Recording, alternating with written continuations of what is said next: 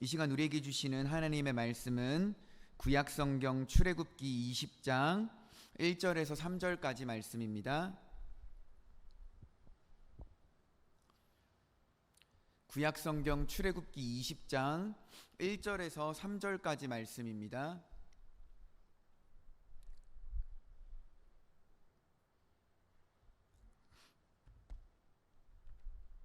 구약 112면에 있습니다.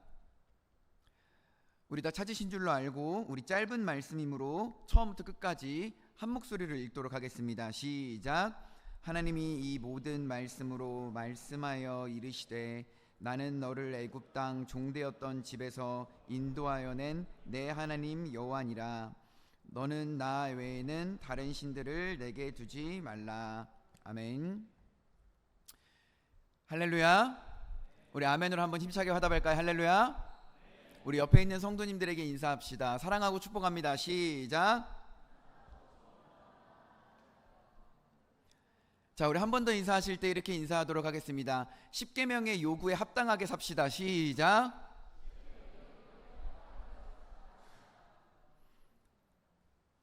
네, 10계명의 요구에 합당하게 사시는 저와 여러분들이 되시기를 주님의 이름으로 축원합니다. 네, 이 시간에는 10계명의 요구라는 제목으로 하나님 말씀 나누도록 하겠습니다. 우리가 오늘 보게 되는 성경은 출애굽기입니다. 이 출애굽기라고 하는 성경은 모세가 기록하였죠. 모세는 총 6권의 성경을 기록하였는데요. 창세기, 출애굽기, 레위기, 민수기, 신명기 이 5권의 모세오경을 기록하였고 또 이제 시편 90편의 말씀을 기록한 게 바로 모세라는 사실이죠. 그런데 우리가 오늘 중점적으로 보게 되는 이 모세오경 중에 이 출애굽기라고 하는 성경을 우리는 율법이라고 부른다라는 사실입니다. 뭐라고 부른다고요? 율법이라고 부른다라는 것이죠. 율법이라는 것이 뭐냐면 넓은 의미에서 보면 율법이라는 것은 구약 성경 전체를 의미하는 것입니다. 그러면 약간 좀 이렇게 좁은 의미에서 보면 율법이라는 것은 모세오경을 의미하는 것이죠. 그러면 이 좁은 의미 가운데서도 율법의 핵심이 뭐냐? 바로 우리가 오늘 보게 되는 출애굽기 20장에 등장하는 10계명 말씀이라는 사실입니다. 율법이라는 게 넓은 의미로 뭘 의미한다고요? 구약 성경 전체를 의미하는 것이고, 좁은 의미로는 율법이 뭘 의미한다고요? 모세오경을 의미하는 것이고, 율법의 핵심이 뭐라고 했었죠? 10계명이라는 사실입니다. 자, 그런데 우리가 이 율법을 읽을 때 우리가 절대로 놓치면 안 되는 한 가지가 있어요. 그것이 바로 예수 그리스도라는 사실입니다. 왜냐하면 구약 성경이 율법이지 않습니까? 근데 구약 성경이 이야기하고자 하는 하나의 인물이 바로 누구냐면 예수 그리스도를 이야기를 하는 것이죠. 구약 성경은 누구를 지목하고 누구를 가리키고 있습니까? 이 땅에 오실 예수 그리스도를 가리키고 있어요. 그러면 신약 성경은 누구를 또 가리키고 있습니까? 이 땅에 오신 예수 그리스도를 가리키고 있어요. 그럼 신약 성경 끄트머리에 가게 되면 또 누굴 가리키죠? 누구를 또 지목합니까? 이 땅에 다시 오실 예수 그리스도를 가리키고 있다라는 것이죠. 그러니까 성경은 온통 예수 그리스도를 가리키고 있다라는 것이죠. 우리 자막을 통해서 말씀을 하나 볼까요? 요한복음 5장 39절 말씀입니다. 우리 한 목소리로 한번 읽어보겠습니다. 시작.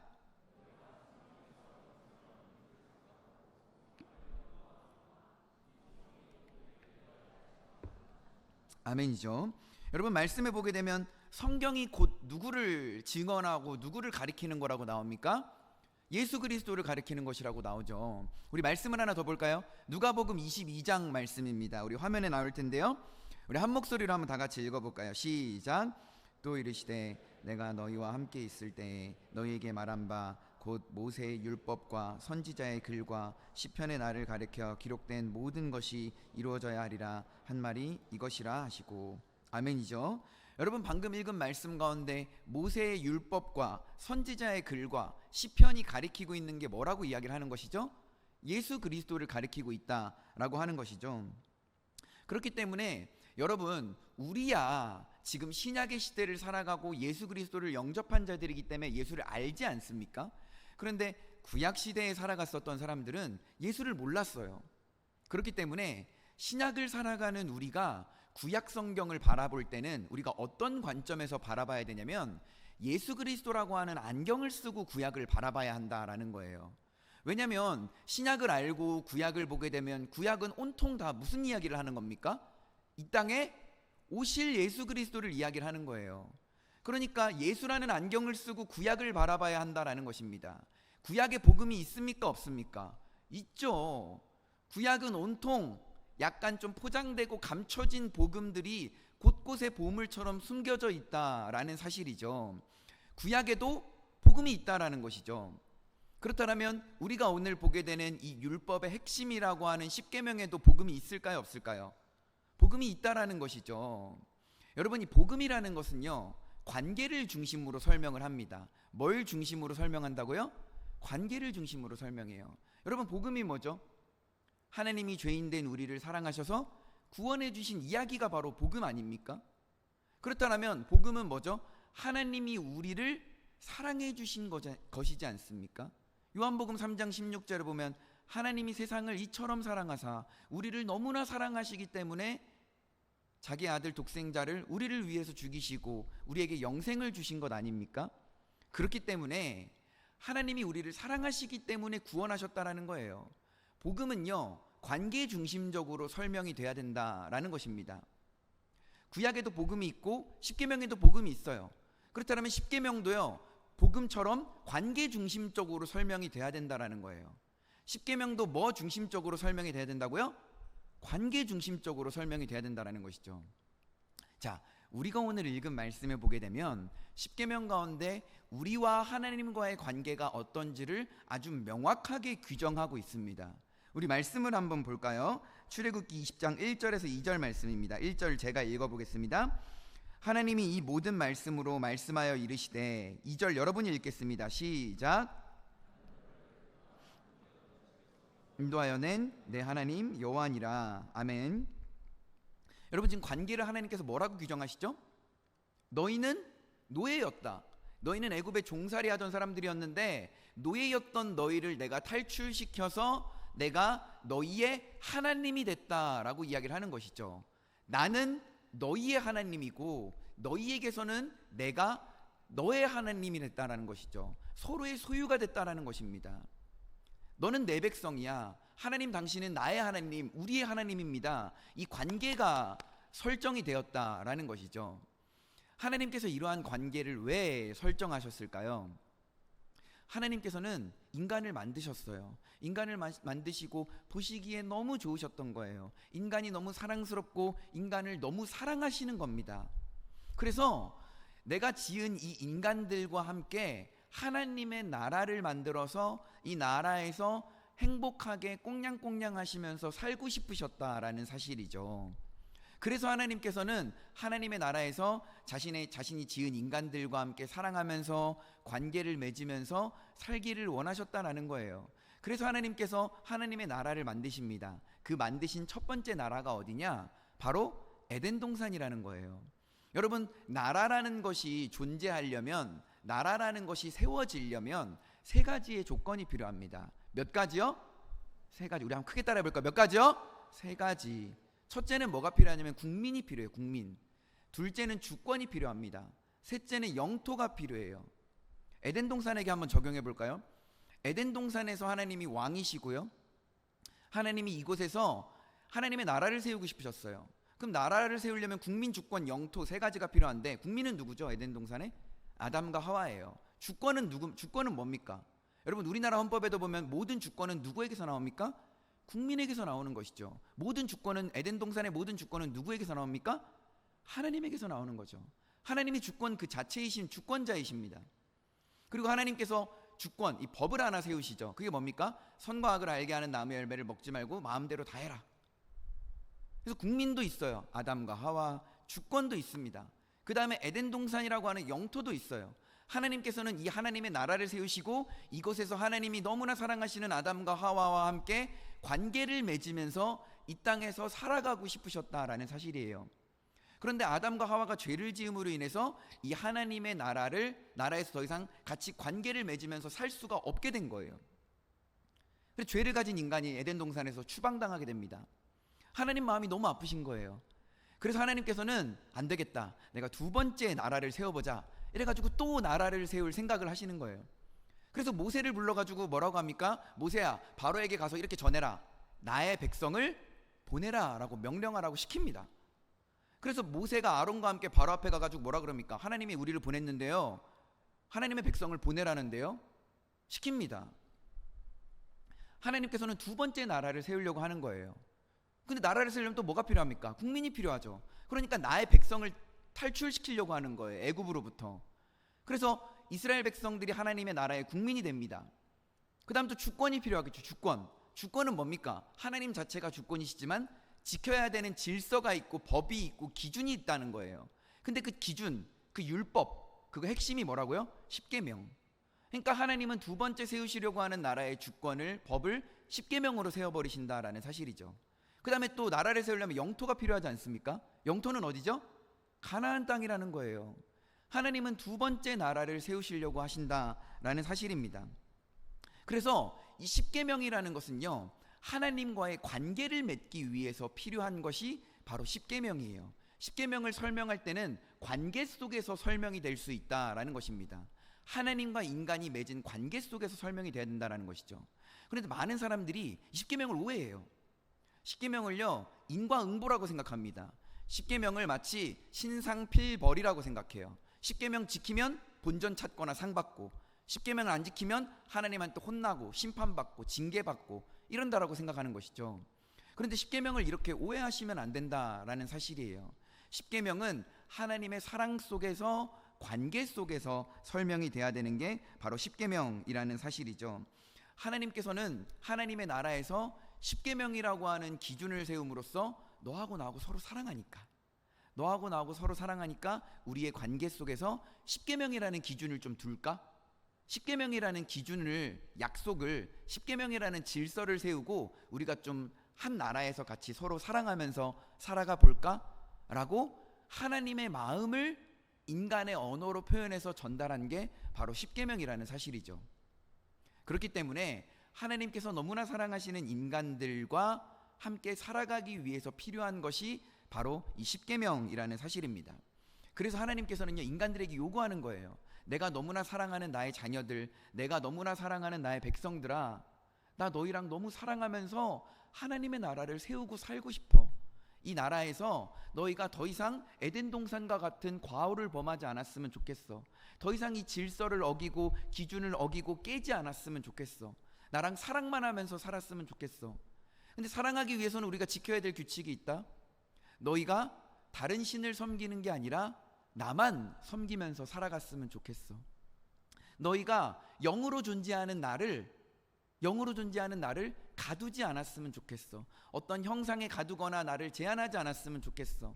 하나님은 시간과 공간을 초월하시는 분이고 하나님은 영이신 분이기 때문에 인간의 유한한 사고방식과 인간의 눈에 보이는 유한한 형상 속에 하나님을 넣고 거기다가 인간의 편협한 사고방식으로 가두지 않았으면 좋겠어.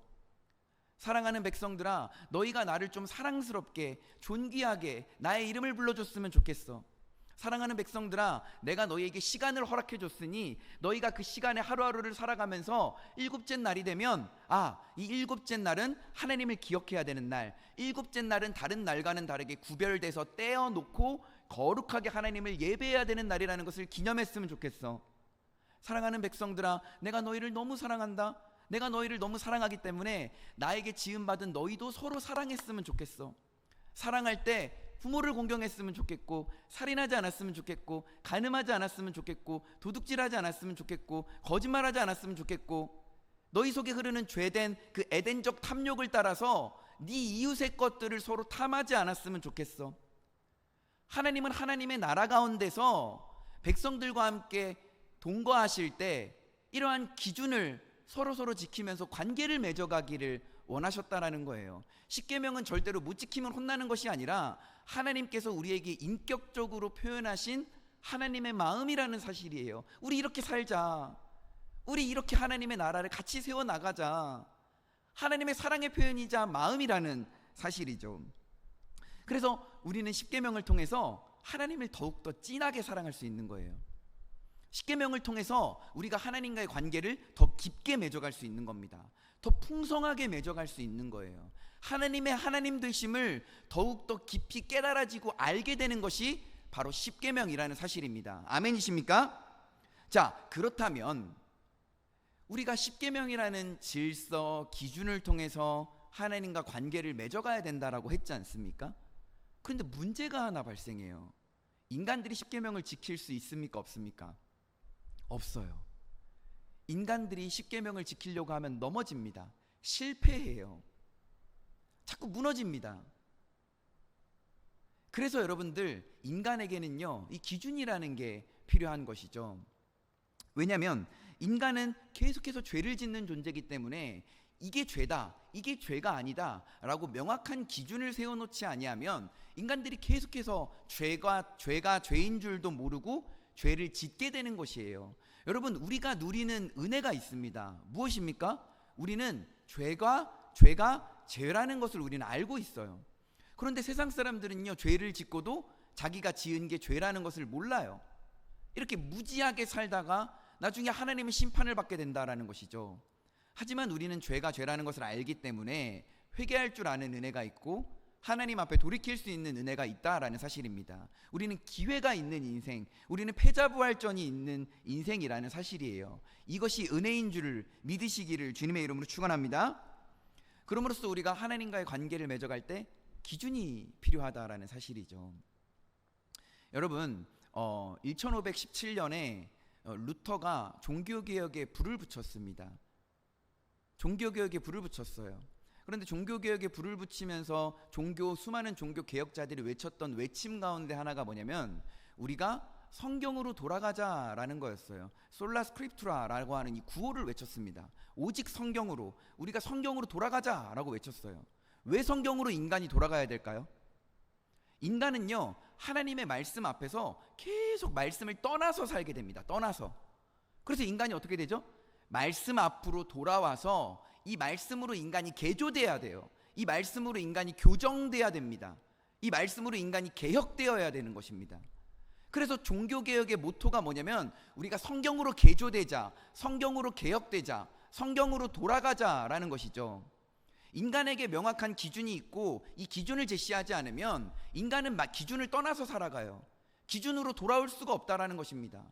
어쩌다가 인간이 하나님의 은혜를 깨닫고 뒤를 돌아봤을 때 내가 말씀이랑 너무 멀어졌네. 말씀의 기준이 저기 있는데 내가 기준에 맞춰야겠다. 내가 말씀 앞에 서야겠다. 말씀으로 돌아갈 수 있게 된다라는 사실이죠. 그래서 말씀 앞으로 돌아와서 내가 개혁되는 것이 바로 종교개혁자들이 외쳤던 개혁주의라는 것입니다. 말씀으로 개혁돼야 되는 게 개혁주의라는 거예요. 마찬가지입니다. 하나님께서는 이 기준을 삼아서 우리가 서로 사랑하자라는 거예요. 근데 인간이 십계명을 못 지킵니다. 그럼 인간은 하나님에게 이렇게 물어볼 수 있겠죠. 하나님, 어차피 십계명 못 지킬 건데 이거 뭐 기준 삼아야 됩니까? 라고 물어볼 수 있겠죠. 하지만 십계명은 하나님의 입장에서 필요한 것이 아니고 인간의 입장에서 필요한 거예요. 누구의 입장에서 필요한 것이라고요? 인간의 입장에서 필요한 거예요. 인간이 십계명을 지킬 수 없음에도 불구하고 인간에게 십계명이 필요한 이유를 우리가 한 3가지로만 알아볼까요? 첫째, 율법은요, 인간의 행복을 위해서 필요합니다. 율법은 누구의 행복을 위해서 필요하다고요? 인간의 행복을 위해서 필요하다고요. 여러분, 인간은요, 하나님으로부터 창조되었다라는 사실이죠. 그러한즉슨 인간은요, 하나님을 떠나서는 살 수 없는 존재예요. 하나님의 말씀을 떠나서는 살 수 없는 존재라는 사실입니다. 마치 물고기가 물을 떠나서 살 수 없듯이 인간이 하나님을 떠나서 살아갈 수 없다라는 거예요. 하나님을 떠나서 살아가는 인간에게는 전적인 타락과 전적인 무능력과 지옥만 기다리고 있다라는 사실이죠. 그래서 하나님께서는요, 하나님이 우리와 관계를 맺어 가실 때 우리에게 행복을 허락해 주신다라는 사실이에요. 말씀을 보겠습니다. 우리 신명기 10장 12절에서 13절 말씀이에요. 자막해 볼까요? 신명기 10장 12절에서 13절 말씀. 우리 한 목소리로 한번 다 같이 읽어봅시다. 시작. 이스라엘아, 내 하나님 여호와께서 내게 요구하시는 것이 무엇이냐? 곧 내 하나님 여호와를 경외하여 그의 모든 도를 행하고 그를 사랑하며 마음을 다하고 뜻을 다하여 내 하나님 여호와를 섬기고. 13절 말씀 보겠습니다. 시작. 내가 오늘 내 행복을 위하여 내게 명하는 여호와의 명령과 규례를 지킬 것이 아니냐. 아멘. 여러분, 지금 하나님께서는 뭐라고 이야기를 해요? 너희가 너희의 행복을 위해서 말씀을 지켜야 된다라는 거예요. 바꿔서 번역하면 무슨 뜻입니까? 너희가 하나님의 말씀을 따라서 살아갈 때, 너희가 하나님의 말씀을 지키면서 살아갈 때 너희에게 뭐가 임한다라는 거예요? 참된 행복이 임한다라는 것이죠. 그러니까 하나님께서 인간에게 율법을 지키라고 요구하시는 것은 율법을 지킬 때 인간이 인간답게 살아갈 수 있다라는 거예요. 율법을 지킬 때 인간이 참된 은혜를 하나님으로부터 공급받고 인간이 참된 행복을 누릴 수 있다라는 것입니다. 아멘이십니까? 그럼으로써 내가 십계명을 지키지 못하는 죄인이지만 하나님과의 관계를 맺어가기 위해서 이 십계명을 붙들고 몸부림치면서 살아갈 때 하나님은 우리에게 복을 주시고 은혜를 공급해 주시고 우리로 하여금 행복을 주셔서 그 행복을 누리게 하신다라는 사실입니다. 아멘이십니까? 그럼으로써 율법은 인간에게 행복을 주기 위해서 율법이 필요하다라는 사실이죠. 아멘이십니까? 자, 그럼 두 번째, 율법이 우리에게 왜 필요합니까? 우리가 못 지키는데. 율법은 죄를 깨닫고 억제해 주기 때문에 필요한 것입니다. 율법은 죄를 어떻게 한다고요? 깨닫게 해주고, 죄를 또 어떻게 한다고요? 억제시킨다라는 사실이에요. 율법은 죄를 깨닫게 해주고 억제해주기 때문에 우리에게 필요하다라는 것입니다. 여러분, 하나님이 1계명에 뭐라 그랬죠? 너는 나 외에 다른 신들을 내게 두지 말라. 쉽게 얘기하면 뭡니까? 우상 숭배하지 말라는 거예요. 근데 인간이 우상 숭배하지 말라라고 하는 이 기준이 있어야지만 인간이 우상 숭배를 안 하게 되죠. 근데 만약에 인간이 우상 숭배를 했습니다. 그럼 어떻게 깨닫게 되죠? 아, 내가 죄를 지었구나. 하나님 우상 숭배 죄라 그랬는데 나는 죄를 지었네. 근데 인간이 계속해서 우상을 숭배하게 됩니다. 아, 나는 죄에 무너질 수밖에 없고 계속해서 1계명을 범할 수밖에 없는 죄인이구나 라는 사실을 깨닫게 되는 거예요. 그러니까 10계명은 인간으로 하여금 네가 죄인이고 넌 죄를 지을 수밖에 없어. 네 존재 자체가 죄인이라는 것을 10계명이 깨닫게 해준다라는 사실입니다. 그러므로서 또 인간이 10계명 1계명을 주면 어떻게 됩니까? 또 우상 숭배하면 안 돼. 왜냐면 우상 숭배하면 하나님이 죄라 그랬거든. 그러니까 나는 우상 숭배를 하지 않겠어. 결단하게 되는 것이죠. 죄를 절제하게 되고 죄를 억제시키게 되는 겁니다. 그러므로써 율법은 어차피 지키지 못할 수 있는 것일 수도 있지만 인간에게 죄를 깨닫게 하기 위해서, 네 존재 자체가 죄인이라는 것을 알게 하기 위해서, 또한 죄를 억제시키기 위해서 이 율법이라는 게 인간에게 필요하다라는 사실입니다. 그래서 하나님께서는요, 이렇게 계속해서 죄에 무너지는 인간들에게 이 죄를 돌이킬 수 있고 죄를 회개시킬 수 있는 기회를 주신다라는 사실이에요. 그게 바로 뭐를 통해서 기회를 주냐면 제사를 통해서 기회를 줍니다. 제사를 통해서 인간들에게 죄짓고 회개할 수 있는 기회를 주는 것이죠. 그런데 죄짓고 혼나고 회개하고, 죄짓고 혼나고 회개하고, 죄짓고 혼나고 회개하고, 이게 계속 반복이 됩니다. 제사도 계속 매일 새로 드려요. 죄가 끝이 안 나요. 제사가 끝이 안 납니다. 진흙 구렁텅이를 계속 구르게 돼요. 그러니까 하나님께서 이 죄의 굴레를 끊으시기 위해서 인간들에게 완전하고 완벽한 죄사함을 주시기 위해서 이 땅에 예수 그리스도를 보내주신다라는 사실입니다. 자, 율법이 인간들에게 필요한 이유, 첫째 뭐라고요? 율법을 통해서 인간이 행복을 누릴 수 있다는 거예요. 둘째 뭐라고요? 율법은 인간이 죄인이라는 것을 깨닫게 하고 인간의 죄를 억제시키는 기능을 한다라는 것이죠. 세 번째로 뭐냐면 율법은 예수의 필요성을 깨닫게 합니다. 셋째로 율법은 누구의 필요성을 깨닫게 한다고요? 예수의 필요성을 깨닫게 한다라는 사실이죠. 율법으로 하여금 인간이 예수를 필요로 하게 되는 거예요. 왜냐하면 인간이 계속해서 죄를 짓거든요. 죄에 무너지거든요. 그럼 인간이 이제 고민하게 되는 것이죠. 이 죄의 구렁텅에서 나를 구원해 주실 구원자는 도대체 언제 오나? 구원자가 누구인가? 구원자를 필요로 하게 되는 거예요. 이스라엘 백성들이 광야에서 죄를 지으면 누구를 찾아갔습니까? 모세를 찾아갔어요. 모세에게 우리의 죄를 위해서 하나님께 기도해 달라고 부탁을 하죠. 모세가 중보자로서 기도를 해가지고 하나님이 응답을 줘가지고 은혜를 주셔가지고 백성들을 용서해 주시고 살려줍니다. 그런데 구약 성경에 나왔던 수많은 이 중보자들은요, 예를 들면 뭐 왕도 있죠, 선지자, 제사장도 있죠, 사사도 있죠, 뭐 아브라함과 같은, 이삭과 같은, 야곱 같은 아버지도 있죠, 수많은 리더들이 있죠. 이러한 중보자들, 리더들, 하나님이 세우신 사람이 중보자의 역할을 감당했어요. 백성들을 위해서 하나님과 백성들 사이에서 일했습니다. 기도하고 백성들을 리드했어요. 그런데 이들은 완벽한 중보자입니까? 불완전한 중보자입니까? 이들은 불완전한 중보자예요. 그 누구도 백성들을 완벽하게 구원시킬 수가 없었다라는 것이죠. 그래서 구약 성경에서 계속해서 예언되었고 계속해서 선포되었던 이 메시아이신 구원자이신 예수 그리스도가 이 땅에 왔다라는 거예요. 율법을 통하여서 죄를 깨닫게 된 인간은 죄를 본질적으로 용서해줄, 완전하게 용서해줄 예수 그리스도를 기다리고 그 예수 그리스도를 바라보게 한다라는 것입니다. 그럼으로써 예수 그리스도가 이 땅에 왔다라는 사실이죠. 그럼으로써 율법은 폐지된 것이 아니라 율법은 예수 그리스도로 말미암아 완성이 되어버렸다라는 것입니다. 자, 우리가 이제 이 율법이라는 것은 단순히 지키면은 상을 받고 안 지키면은 벌을 받지 않는다라는 것을 우리가 알게 됐어요. 율법은 하나님과의 관계 속에서 서로 사랑하면서 지켜가야 되는 것이 바로 율법입니다. 하나님의 마음을 표현해 놓은 게 이 율법의 핵심인 십계명이라는 사실이죠. 그런데 오늘 말씀의 제목을 보게 되면요, 십계명의 요구라고 제가 정했습니다. 십계명이 우리에게 요구하고 있는 게 있다라는 것이죠. 에덴 동산에서 하나님이 아담과 하와에게 요구했던 것은 선과 악을 알게 하는 나무의 열매를 먹지 말라는 것이었어요. 하나님이 세우실 하나님의 나라에서 십계명을 통하여서 백성들에게 요구하는 것이 무엇입니까? 우리 서로 관계를 맺을 때 이 십계명이라는 질서를 지키면서 살자라는 것입니다. 근데 그 질서의 첫 번째 등장하는 계명이 뭡니까? 너는 나 이외에는 당신들을 내게 두지 말라라는 거예요. 1계명을 지키라는 것입니다. 근데 여러분, 1계명이 존재하지 않고서 2계명부터 10계명까지 존재할 수 있을까요? 아니에요. 1계명을 지켜야지만 이 질서가 세워질 수 있고 1계명을 지켜야지만 10계명 전체가 의미가 있게 되는 거예요. 1계명을 지키지 아니하면 모든 계명이 의미가 없어져 버리는 겁니다. 왜냐하면 10계명은 관계 속에서 지켜져야 되는 것인데 하나님과의 관계를 맺지 않고 10계명은 존재할 수 없기 때문이죠.